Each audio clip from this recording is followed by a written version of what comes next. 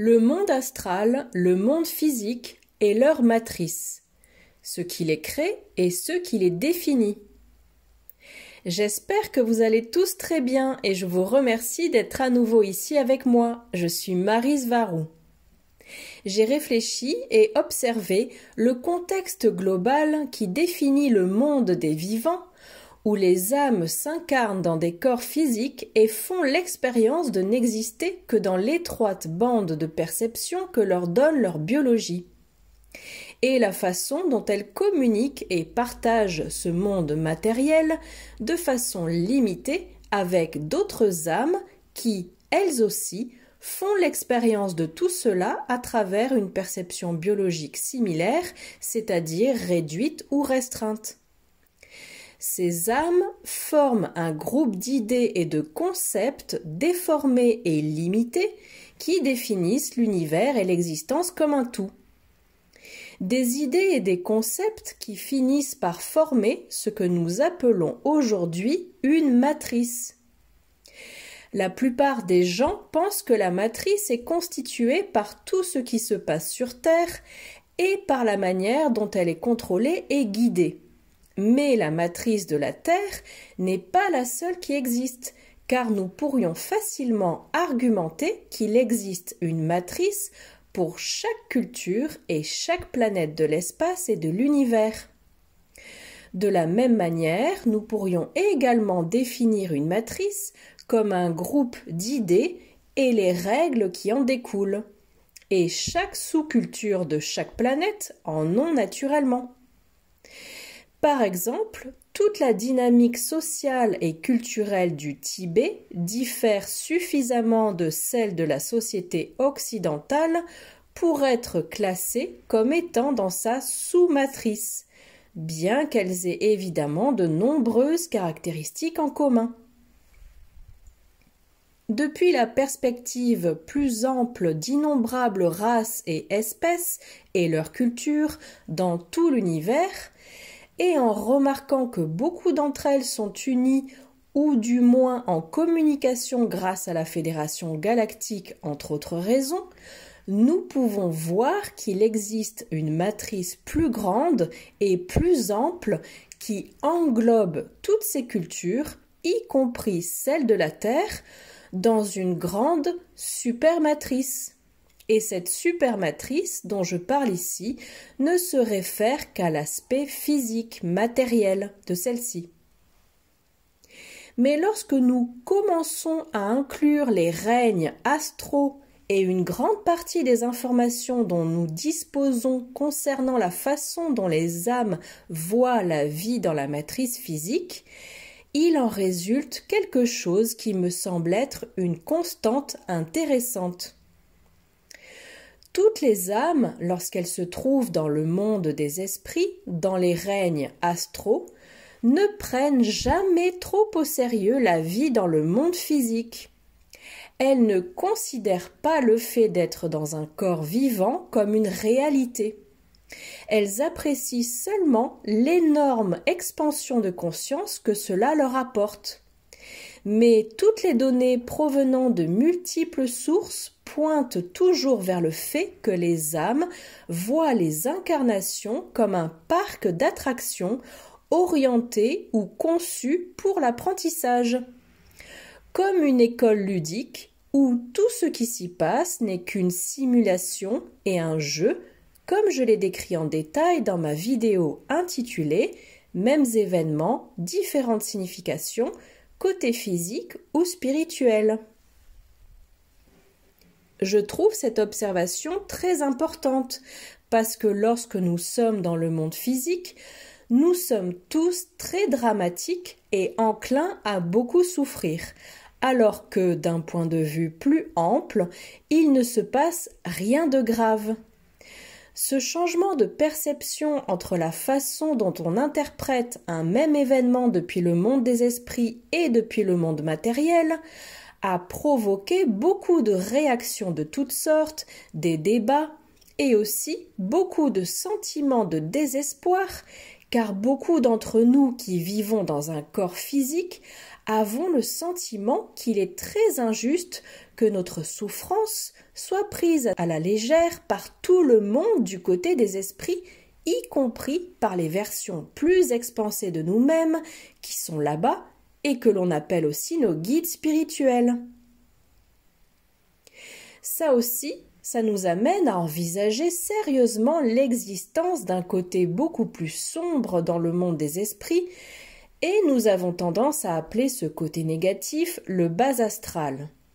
Mais si nous observons les meilleures données qui sont à notre disposition, le bas astral n'existe que comme le résultat des manifestations des plus grandes peurs des âmes sensibles, c'est-à-dire la manifestation directe de leur part d'ombre inconsciente. Comme l'a dit Carl Gustav Jung, tant que vous n'aurez pas conscientisé votre inconscient, celui-ci dirigera votre vie et vous l'appellerez destin. Mais comme les âmes dans les règnes astraux supérieurs sont fondamentalement positives et aimantes, selon ce qu'indiquent nos données, et sachant que tout ce qui existe est le résultat du pouvoir de manifestation de la conscience et de ce sur quoi elle concentre son attention, je pose la question rhétorique suivante. Qu'est-ce qui manifeste alors ces horribles règnes astraux inférieurs ? À mon avis, ils sont manifestés par le subconscient des vivants comme un règne de seconde main qui ne peut exister que lorsqu'au moins une âme sensible lui accorde une attention créative, intentionnellement ou non. Mais surtout, ils sont créés par l'inconscient collectif d'un groupe de personnes ayant une âme et vivant au sein d'un ensemble établi d'accords de perception acceptés, et non comme une création ou une manifestation directe de la source. Comme je l'ai déjà dit, au final, tout est la source, et cela inclut le bas astral et tout ce qu'il contient. Mais celui-ci est créé par une conscience ou une conscience de groupe qui est enfermée dans un ensemble limité de perceptions et de systèmes de croyances qui dérivent de ces perceptions limitées. Je veux dire que les règnes astraux inférieurs sont manifestés par les âmes qui se trouvent dans le monde des vivants et qui habitent un corps physique. La formation du bas astral provient directement des parts d'ombre les plus sombres de l'inconscient collectif. Il est leur miroir sombre. Comme cela a été décrit précédemment, une entité sombre du bas astral se nourrit de l'attention créatrice d'une personne ayant une âme, car cette entité ne peut être manifestée que par une personne ayant une connexion forte et directe avec la source. Et l'attention créatrice de cette personne est concentrée sur l'alimentation de l'entité sombre par le biais de la peur, car la peur élimine toutes les distractions de l'être créateur, l'amenant à manifester ce qui retient son attention ou la plus grande partie de son attention qui, dans ce cas, est l'entité sombre elle-même. Le bas astral est le résultat de la manifestation des parts d'ombre inconscientes des âmes créatrices.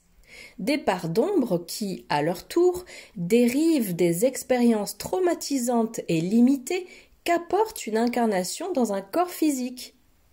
Ce bas astral se manifeste donc de la même façon qu'un égrégore.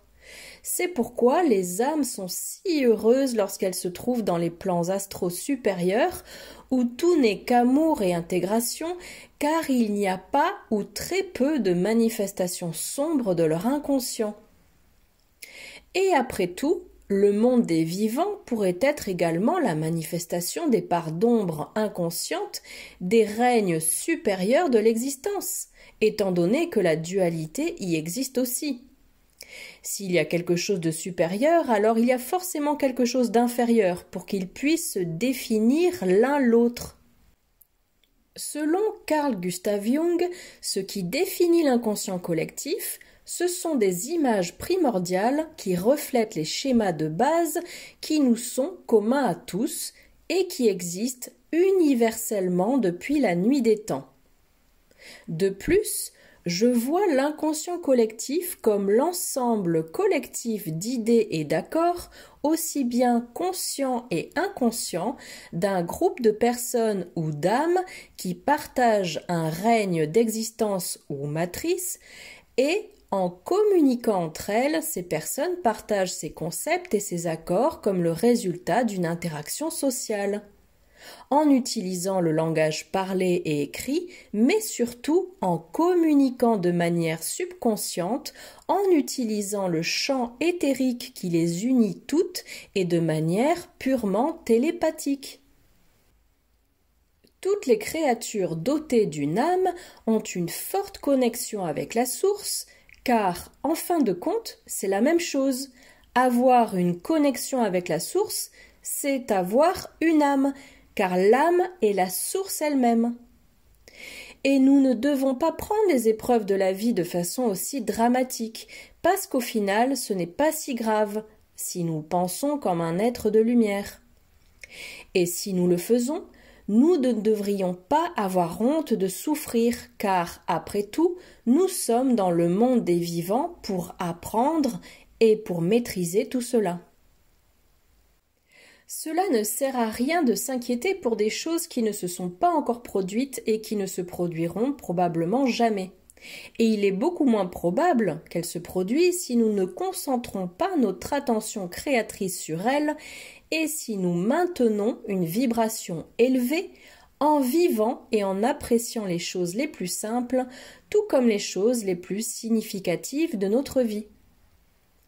Tout cela nous fait voir et comprendre à quel point il est important de surveiller ce que nous pensons, notre vibration et notre fréquence. Nous devons également regarder à l'intérieur de nous et de nos zones d'ombre les plus sombres pour prendre le contrôle de ce que nous manifestons dans notre vie. Comme l'a dit Carl Gustav Jung, celui qui regarde à l'extérieur rêve et celui qui regarde à l'intérieur s'éveille. Ce sont des mots puissants. Prenez soin de vous mes amis et merci d'avoir regardé ma vidéo. J'espère vous revoir ici la prochaine fois. Avec beaucoup d'amour, Maryse Varou.